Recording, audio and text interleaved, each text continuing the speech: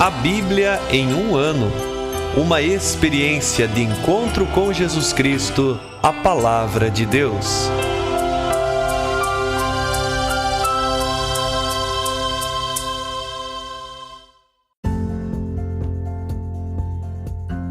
Olá, eu sou o Alesiandro, seminarista da Diocese de Ponta Grossa, Paraná.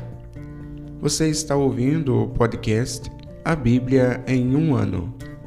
Usando um plano de leitura cronológico, vamos ler a Bíblia inteira em 365 dias, descobrindo como a história da salvação se desdobra e se atualiza em nossas próprias vidas e na vida da Igreja. Estamos usando a Bíblia Católica com a tradução oficial da Conferência Nacional dos Bispos do Brasil. Você pode baixar o plano de leitura completo por meio de um link que você encontra na página do Instagram abiblia.emumano ou do facebook.com/seminariopg. Inscreva-se nesse podcast por meio da plataforma que preferir para receber as notificações diárias dos novos episódios.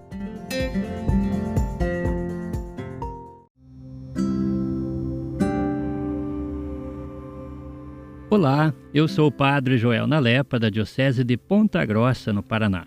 Antes de iniciarmos a leitura e a escuta dos textos bíblicos propostos para hoje, vamos pedir que o Espírito Santo ilumine nossa mente e nosso coração para que a Palavra de Deus frutifique em nossas vidas. Em nome do Pai, do Filho e do Espírito Santo. Amém. Vindo Espírito Santo, enchei os corações dos vossos fiéis e acendei neles o fogo do vosso amor. Enviai o vosso Espírito, e tudo será criado, e renovareis a face da terra. Oremos. Ó Deus, que instruístes os corações dos vossos fiéis, com a luz do Espírito Santo, fazei que apreciemos retamente todas as coisas, segundo o mesmo Espírito, e gozemos sempre de sua consolação. Por Cristo nosso Senhor. Amém.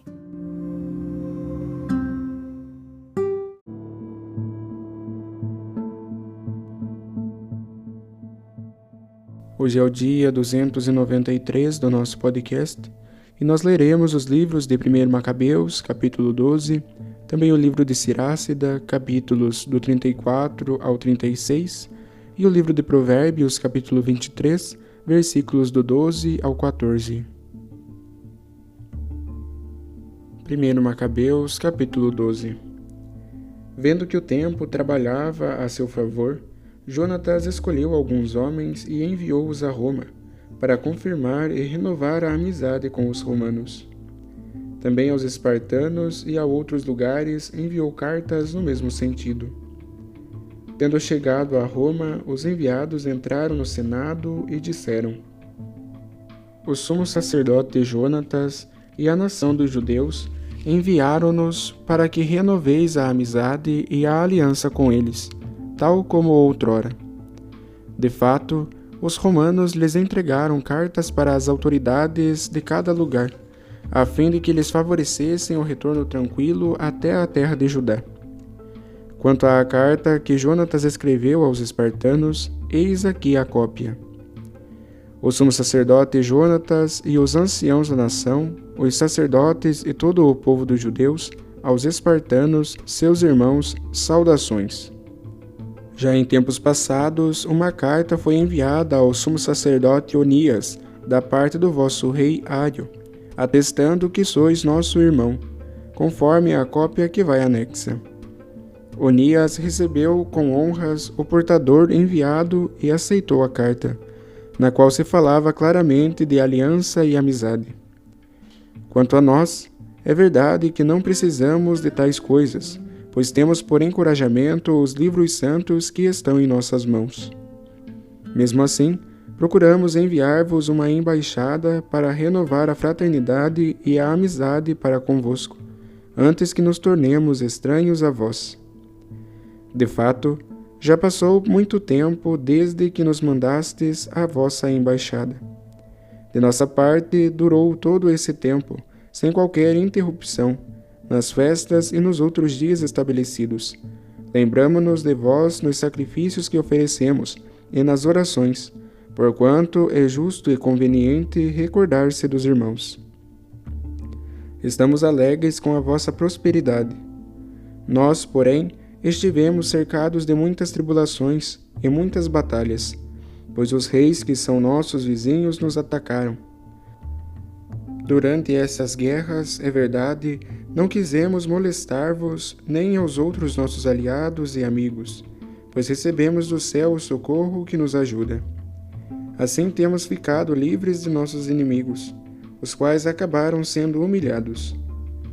Tendo, pois, escolhido Numênio, filho de Antíoco, e Antípatro, filho de Jasão, enviamo-los aos romanos para renovar a antiga amizade e aliança que nos uniam a eles. Também lhes demos instruções para que fossem ter convosco a fim de vos saudar e entregar esta carta, que tem por objetivo a renovação de nossa fraternidade. Agora, pois, fareis bem em responder-nos. Segue a cópia da carta que eles tinham outrora enviado a Onias. Aio, rei dos espartanos, ao grande sacerdote Onias, saudações. Encontrou-se num documento referente aos espartanos e aos judeus a informação de que são irmãos e que pertencem à descendência de Abraão. Agora, pois, tendo chegado ao conhecimento desse fato, conviria que nos escrevesseis sobre a vossa situação. De nossa parte, estamos respondendo, e confirmamos que o vosso gado e os vossos bens são nossos, da mesma forma como aquilo que nos pertence é vosso. Ordenamos, pois, que nos seja enviada uma mensagem nesse sentido. Entretanto, Jonas soube que os generais de Demétrio haviam regressado com um exército mais numeroso do que antes, a fim de atacá-lo. Partiu então de Jerusalém, marchando ao encontro deles na região de Amatite, sem dar-lhes tempo para entrarem no seu território. Enviou espiões ao acampamento inimigo, os quais, voltando, referiram que eles estavam preparando-se para cair de surpresa sobre os judeus durante a noite. Ao pôr do sol, Jonatas ordenou que seus homens se mantivessem acordados e ficassem de armas em punho, preparados para o combate durante toda a noite, e destacou sentinelas avançadas ao redor do acampamento. A notícia de que Jonatas e os seus estavam prontos para o combate. Os adversários tiveram medo e perturbaram-se em seus corações. Acenderam então fogueiras em seu acampamento, enquanto se retiraram. Jonatas e seus companheiros nada perceberam até pela manhã, pois viam as fogueiras acesas. Foi quando Jonatas saiu em perseguição contra eles, mas não conseguiu alcançá-los. Eles já haviam atravessado o rio Eleutro. Jonatas voltou-se então contra os árabes, chamados Zabadeus, batendo-os e apoderando-se dos seus despojos. Depois, tendo levantado o acampamento, foi até Damasco e percorreu toda a região. Também Simão tinha partido para a luta, chegando até Ascalon e as fortalezas vizinhas. Depois foi para Jope e ocupou a cidade. De fato, tinha recebido a notícia de que estavam querendo entregar a fortaleza aos partidários de Demétrio. Por isso, deixou aí um destacamento para garantir a sua posse. Tendo regressado, Jonatas convocou os anciãos do povo e com eles tomou a decisão de construir fortalezas na Judéia, além de levantar ainda mais os muros de Jerusalém e erguer uma alta barreira entre a cidadela e a cidade. Desse modo, haveria separação entre ambas, para que a cidadela ficasse isolada e seus ocupantes não pudessem comprar nem vender. Então reuniram-se para reedificar a cidade, pois havia caído uma parte do muro que dá para a torrente do lado oriental. Jonatas restaurou também o setor chamado Cafénata. Simão, por sua vez, reconstruiu Ádida, na Céfala, fortificou-a e muniu-a de portas e ferrolhos. Entretanto, Trifão ambicionava tornar-se rei da Ásia e cingir o diadema, depois de eliminar o rei Antíoco. Mas receava que Jonatas não o permitisse, ou que lhe fizesse guerra. Por isso procurava surpreendê-lo para poder livrar-se dele. Tendo, pois, levantado o acampamento, dirigiu-se a Betsã, Também Jonatas, saindo ao encontro com 40.000 homens preparados para a luta, marchou até Bet-san. Quando Trifão viu que ele tinha chegado com um exército numeroso, desistiu de tentar prendê-lo. Pelo contrário, recebeu-o com honras, apresentando-o a todos os seus amigos e oferecendo-lhe presentes. Ordenou também aos amigos e às tropas que lhe obedecessem como a ele mesmo. A seguir disse a Jonatas: Por que motivo causaste transtorno a toda essa gente, se não há entre nós ameaça de guerra? Manda-os de volta para casa, depois de escolheres uns poucos homens para te acompanharem, e vem comigo para Ptolemaída. Eu a entregarei a ti com as outras fortalezas, o restante das tropas e todos os encarregados dos negócios. Em seguida, tomando o caminho de volta, partirei, pois é para isto que estou aqui. Jonatas acreditou nele e agiu de acordo com a sua proposta. Licenciou suas tropas, que se retiraram para a Judéia. Reteve consigo apenas 3.000 homens, dos quais deixou 2.000 na Galiléia. Os outros 1.000 o acompanharam. Mal Jonatas entrou em Ptolemaída, os habitantes fecharam as portas, apoderaram-se dele e passaram ao fio da espada todos os que o acompanhavam. A seguir, Trifão enviou seus soldados e a cavalaria para a Galiléia, a grande planície, para liquidar todos os homens de Jonatas. Esses, porém, ao tomarem conhecimento de que ele tinha sido capturado e fora morto, junto com seus companheiros, animaram-se uns aos outros e avançaram em linhas cerradas, prontos para o combate. Seus perseguidores, vendo que eles lutavam por sua vida, voltaram atrás. Assim, todos puderam chegar em paz à terra de Judá. Aí choraram Jonatas com os seus companheiros e ficaram possuídos de grande temor. E todo Israel entrou num pesado luto. As nações circunvizinhas quiseram aproveitar a ocasião para esmagá-los, dizendo: Eles não têm mais quem os comande nem quem os ajude. Agora, pois, é o momento de atacá-los e de apagar até a lembrança deles na memória humana.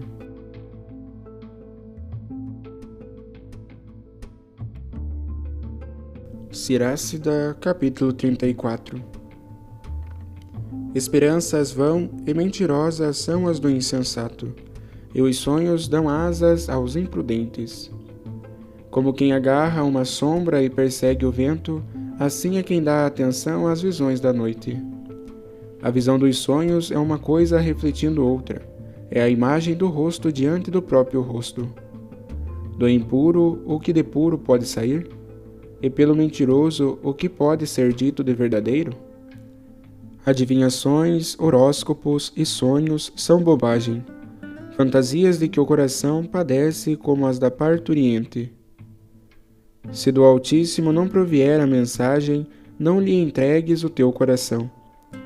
Os sonhos já fizeram muitos se extraviarem, e os que neles esperavam caíram. A palavra da lei será cumprida sem mentira, e na boca sincera a sabedoria é perfeita. Quem viajou aprendeu muitas coisas. Os que têm muita experiência falará com conhecimento. Quem não tem experiência pouco sabe. Aquele que viajou, porém, tem grande habilidade. Viajando, vi muitas coisas e compreendi muitos assuntos. Algumas vezes estive em perigo de morte, mas fui salvo, graças a estas convicções.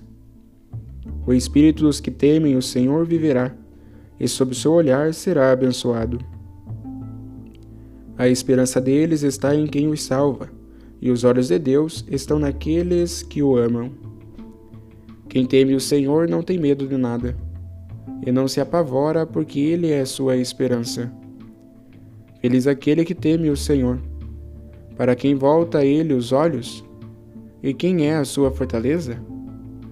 Os olhos do Senhor estão sobre os que o temem, protetor poderoso e esteio forte.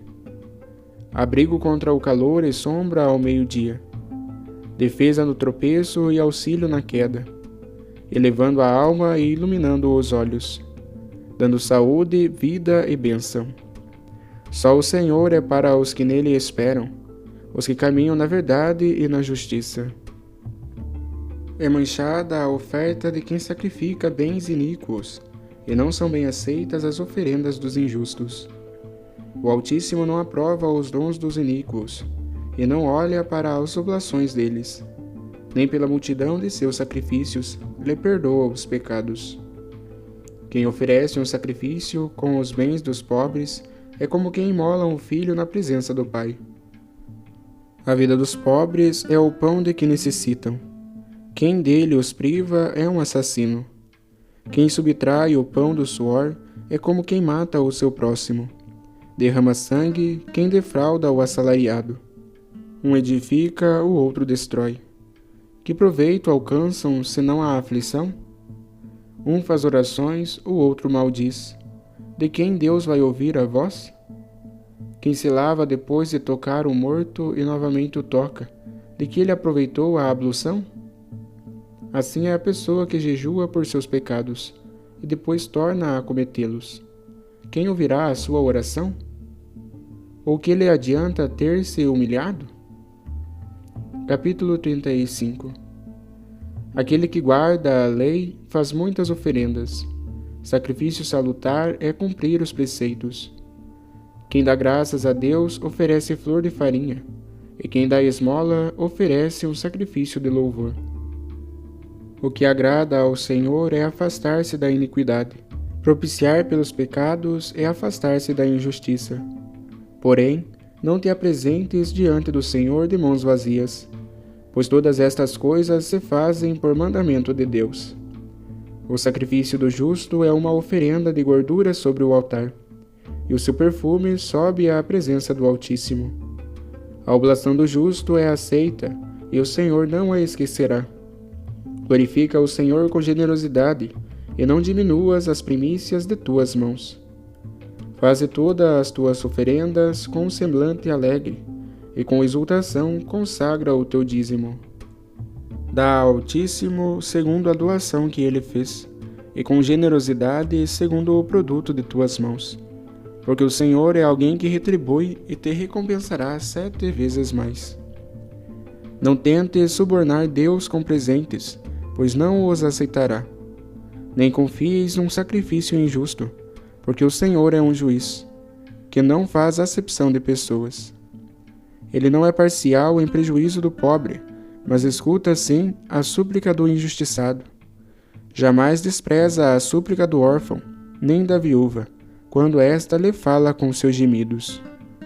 Não correm pelas faces as lágrimas da viúva, e o seu grito não é contra aquele que as provoca? Da sua face elas sobem até o céu, e o Senhor que ouve não terá prazer em vê-las.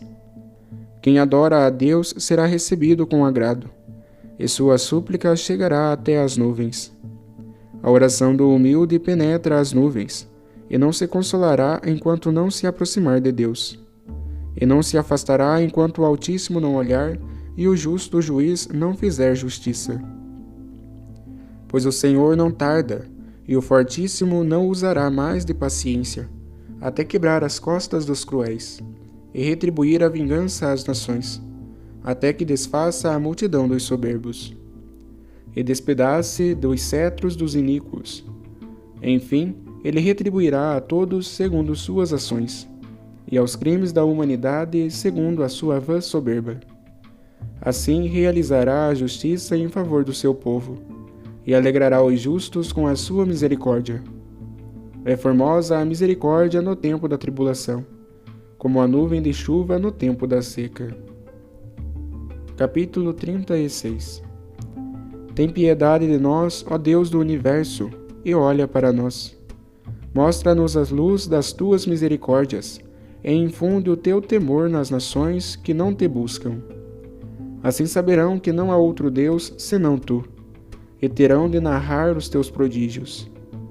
Levanta a tua mão contra as nações estrangeiras, para que vejam o teu poder.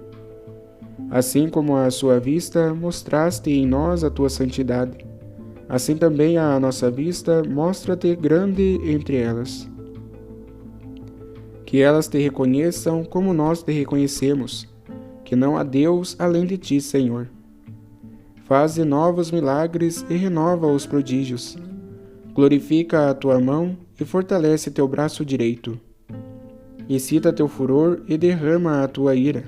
Suprime o adversário e aflige o inimigo. Apressa o tempo e lembra-te de teu desígnio, para que se publiquem as tuas maravilhas. Na voracidade das chamas seja consumido quem escapar, e os que tiranizam seu povo encontrem a ruína. Esmaga as cabeças dos príncipes dos inimigos, os que dizem, não há outro fora de nós. Reúne as tribos todas de Jacó, e dá-lhes a herança como desde o princípio. Tem piedade do povo chamado pelo teu nome, de Israel a quem trataste com primogênito. Compadece-te de sua cidade santa. Jerusalém, lugar do teu repouso. Enche Sião de tua majestade e de tua glória o teu templo. Dá testemunho daqueles que desde o princípio são tuas criaturas, e realiza as profecias que em teu nome foram proferidas. Dá recompensa aos que esperam em ti, para que teus profetas sejam reconhecidos como verdadeiros. Escuta, Senhor, as orações dos teus servos, pela benevolência que tens para com teu povo, e conduze-nos no caminho da justiça, e saberão todos os que habitam a terra que tu és o Deus dos séculos. O estômago aceita qualquer comida, mas entre os alimentos um é melhor que o outro. O paladar distingue o sabor da caça, o coração sensato as palavras mentirosas. O coração perverso causa tristeza, mas a pessoa experiente lhe revidará. A mulher deve aceitar qualquer marido, embora uma jovem seja melhor que a outra. A beleza da mulher alegra o rosto do marido e ultrapassa todo o desejo do homem. Além disso, se na língua da mulher há cuidado, doçura e bondade, seu marido não está entre o comum dos mortais. Quem possui uma boa mulher tem o começo da fortuna, um auxílio igual a si mesmo e uma coluna de apoio. Onde não há cerca, será depredada a vinha. Onde não há mulher, o homem vagueia e suspira. Quem confia naquele que não tem ninho e passa a noite onde quer que ela o surpreenda, como um assaltante assustado que corre de cidade em cidade?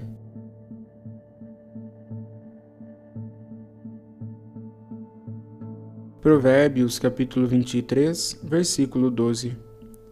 Aplica teu coração ao ensino e teus ouvidos às palavras que trazem conhecimento. Não retires da criança a correção, ela não morrerá se a castigares com a vara. Pelo contrário, castigando-a com a vara, assim é que a livrarás do Sheol.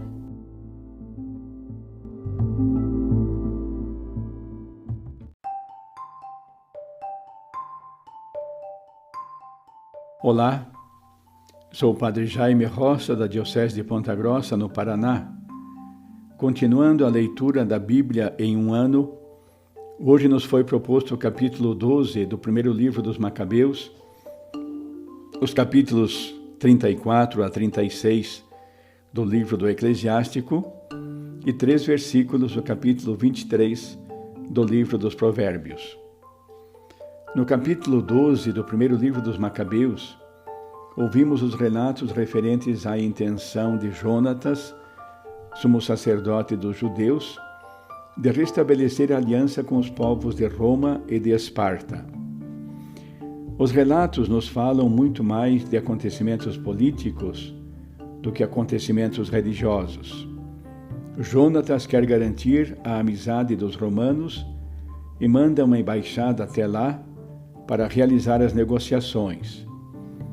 Através dos relatos, se percebe um tempo de paz.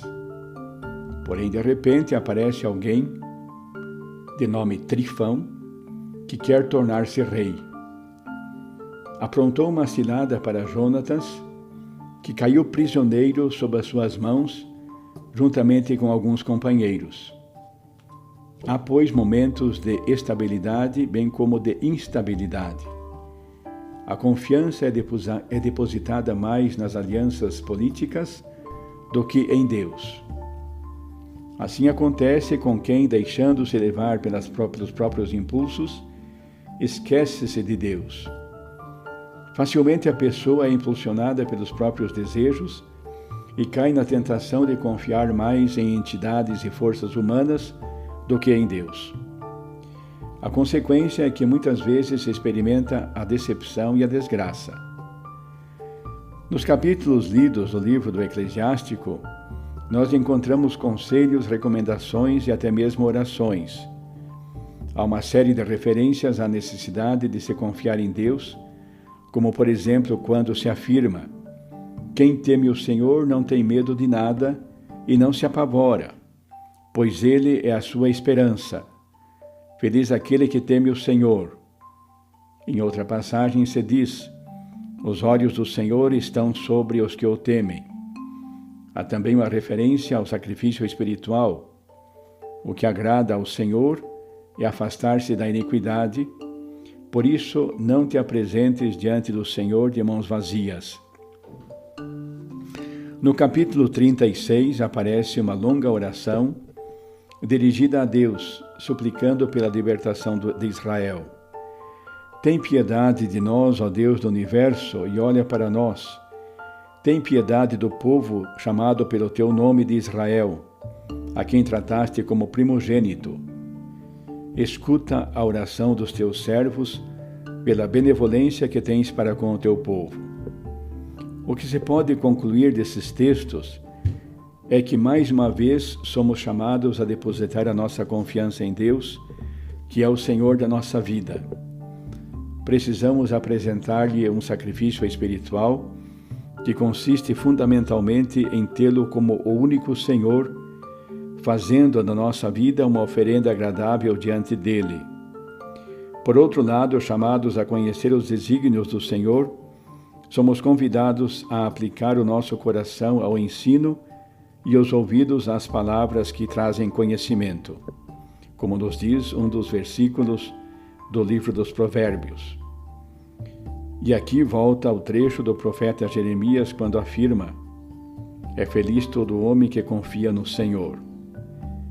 E o próprio Jesus, no chamado Sermão da Montanha, como nos é transmitido pelo evangelista Mateus, nos alerta sobre a necessidade de depositar nossa confiança em Deus. Jesus nos apresenta como o Pai bondoso e providente, que cuida de cada um de nós como a filhos bem-amados. É o Pai que a cada dia renova o seu amor misericordioso, fazendo-nos convites para crescermos no amor e na amizade com Ele. Que Maria, aquela que se entregou totalmente nas mãos de Deus, nos mostre o caminho e interceda em nosso favor, para que possamos fazer a experiência de ser conduzidos por Deus, que sustenta a nossa vida. Que Deus, Pai, Filho e Espírito Santo, nos abençoe e guarde. Amém.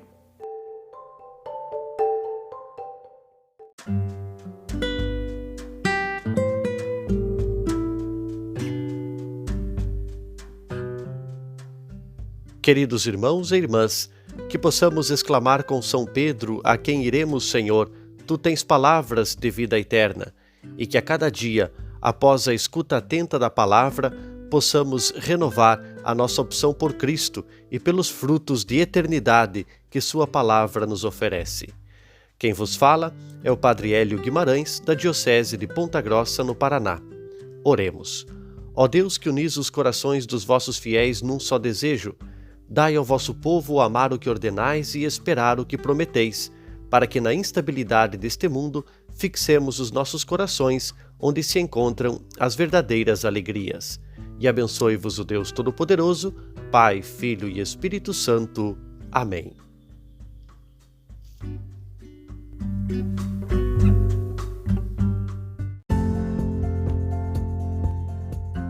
Você acaba de ouvir mais um episódio do podcast A Bíblia em um Ano. Continue nesse bom propósito de ouvir, ler e praticar a Palavra de Deus. Rezemos por todos que estão fazendo este caminho de leitura da Bíblia. Procure também participar da sua comunidade.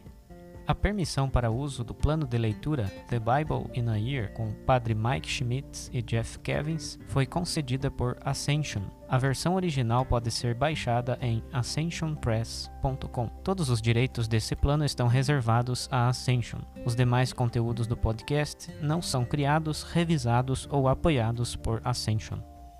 Até amanhã!